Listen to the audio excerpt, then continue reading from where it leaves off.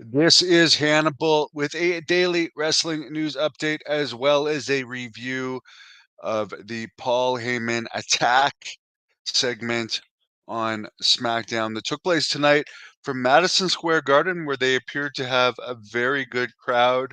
So good that they didn't have the normal Titantron. They did what they've done in a few places and what they were doing when The Rock was appearing regularly for WWE. They showed the crowd in the back because they didn't have it blocked off by the Titantron. New York City's 29 million metropolitan area or more.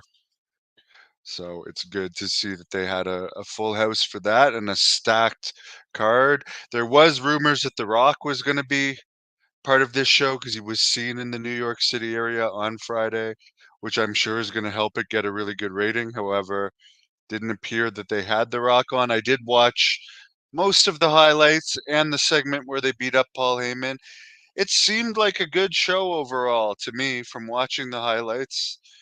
The one thing I'll point out, the only thing I will notice that I had an issue with, I thought the Paul Heyman thing where Solo and Haku's sons and Jacob Fatu turned on him. And by the way, they're sure giving Jacob a massive push. They're starting him right from the top. And even though this is like the second tier bloodline, they're doing a good job of getting them over. Solo had very good heat in this. Paul Heyman refusing to acknowledge Solo caused him to beat him up, throw him through a table, which just seemed like they had a very hard time lifting him. He's getting quite large. The one thing I'll say, this is the only issue I had with everything I saw in the show.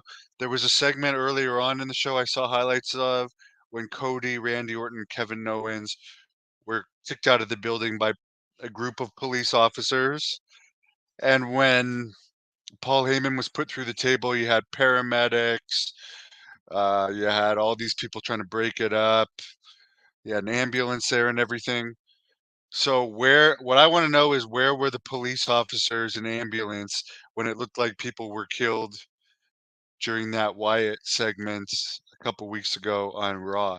That was just my issue with it because it's like the way that they presented it tonight is how a situation where someone's getting seriously hurt, you should see the paramedics and all this stuff. But for the Wyatt one, it looked like someone was shot in the head almost or something. And there's bodies laying around everywhere, and there's smoke in the dressing room. There's no ambulances, no police, and these people are just walking around with no one's like trying to stop them. Which to me, I found that it took me out of it. But this was done pretty good. Hello, Tom. In other news, AEW is going to try and fill Arthur Ashe Stadium in New York again this year. They announced that, I guess, today, the same day that WWE was in Madison Square Garden. I think they'll have a really hard time filling it, considering I'm not sure if they're even at 10,000 people for their pay-per-view this weekend. And I believe it's in Long Island, so the same market. In the stadium show. I mean, the first time they went there, they had 25,000. Maybe they'll pull something out of their butt that's gonna turn things around. But I've heard that Will Ospreay say the low ratings that they've been getting lately is going to make him step things up. The problem is people don't want to watch you with your legs slapping and flips. That's one of the problems they would have. I personally would have rather seen guys like Jeff Hardy and Matt Hardy before they were fired. It's like Will Osprey, and I admit that, for instance, Smart Marks like his style of wrestling. I don't because, as I said, I've done kickboxing and taekwondo, and you don't slap your leg when you're kicked. So to me, that's just foolish. The cat's been out of the bag for years. No one's impressed by leg slapping and the flips and the moves that look like you have to be cooperative. That's a turnoff to me. I'm not saying that he's not trying. I'm just saying that that's not the mainstream people's cup of tea. And I don't think him trying harder in his matches is the issue. We're not trying hard enough. Not saying he's not talented. He's just not my type of wrestler. I'd rather see Goldberg go in there and like just destroy someone like him.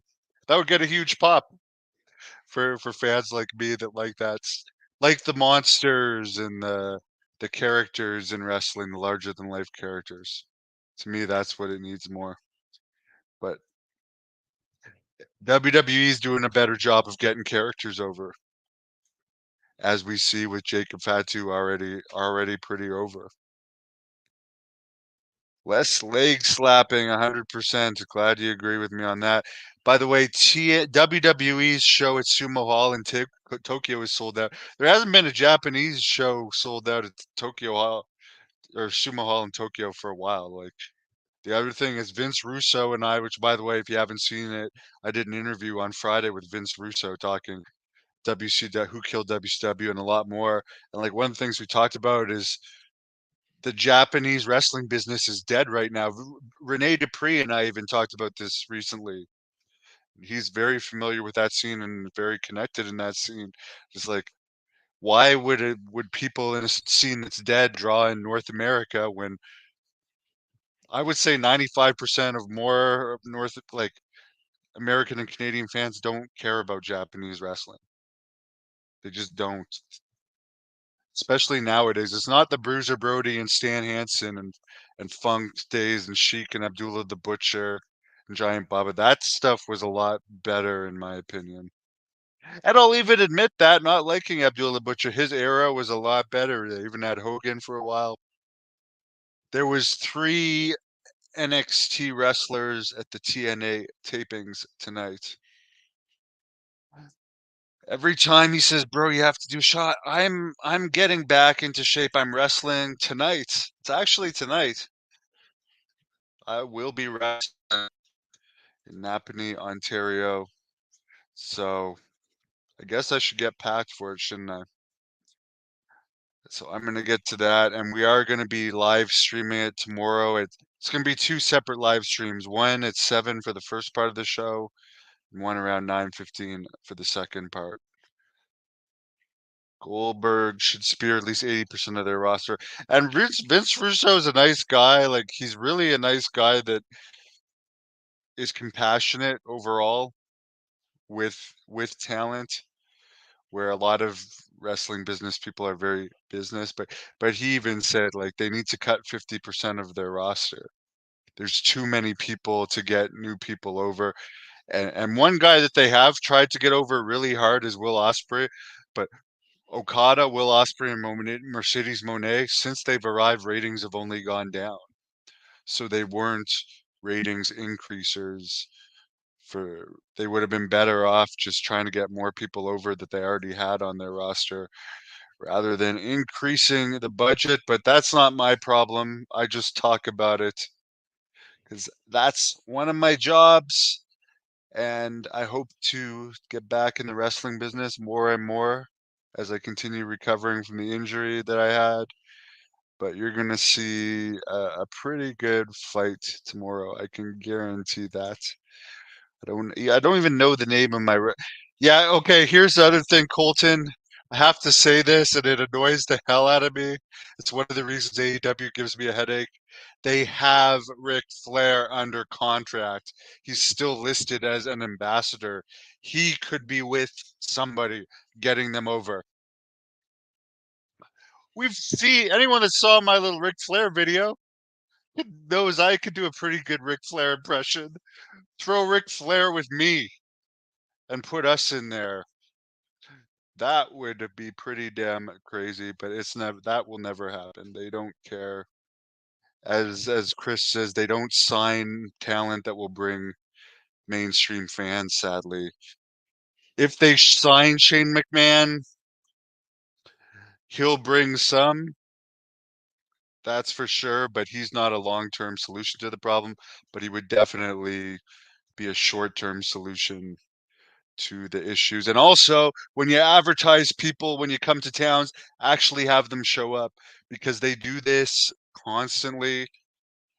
And in one case, like Allentown, where my movie Blood Hunter Thirst and Rage is set, which by the way we put out a clip from it a couple days ago.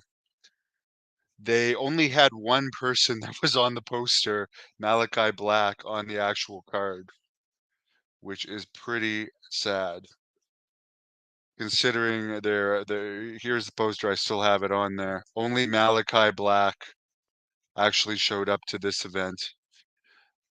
So they are getting a reputation for advertising multiple talent that don't show up, and these talents are under contract and are getting paid salaries. So it's not like an independent guy that's not on salary that no shows and is just losing one show. These guys are getting paid whether they come or not. And for whatever reason, they're not actually showing up at the shows. I don't know whose fault it is, but it turns people off. I know a lot of people. Jericho was in the center of the Ottawa poster when they came here. Jericho was front and center, and he was not there. A lot of people came for Jericho. Thank you, Chris. I think the WWE and TNA crossover, it's losing its newness. They're gonna have to shake it up a bit more because now it's like, anyways, it's good for TNA. It's good for TNA. I mean, it's better than not having it. Makes it more interesting. But I do think WWE is more involved in TNA than they let on. Tom, I have met Chris Jericho a couple times backstage at WWE events, but I've never talked to him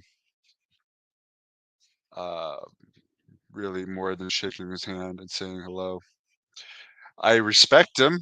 I was actually excited to see him on that Ottawa show. I was disappointed that he wasn't there and he was advertised. So was Christian, FTR, and Moxley. I was most excited to see Christian, Moxley, and Edge. They just had Edge do a promo, but they had all these unknown ROH guys on there, whatever that's worth, and they had Lance Archer without Jake the Snake. I was excited to see Jake the Snake, but I don't think they've even used Jake the Snake since he re-signed his contract months ago. He's just collecting a paycheck, and again, to quote Vince Russo, he'd get one of the biggest arena pops out there if he would come up. They have all these guys under contract, all these legends that they could put with people to make them more interesting. I don't understand why they don't. Yeah, they're paying Moxley, I've heard 6 million a year, and half the time he's wrestling for New Japan instead, or God knows what he was doing for every single Canadian show, because he was advertised for every single Canadian show so far this year and wasn't at any of them. So what he was doing instead, I don't know, but I don't see them coming back to Canada. Any dates booked past the Calgary one, which Calgary, they're at the Saddle Dome, which holds 18,000 plus, and they don't even have 3,000 tickets sold. So I think there's a chance we might see Natalia, who's a free agent right now, sign with WWE to try and get some momentum for that show, because that's a really poor crowd for the Saddle Dome. Is Sting still under contract? No, he's retired. Yes, Malik. Jake, I mean, Jake could be used. Alex, I don't think AEW will ever use me because I speak my mind too much. I'm not, one of my issues in wrestling is I'm not political.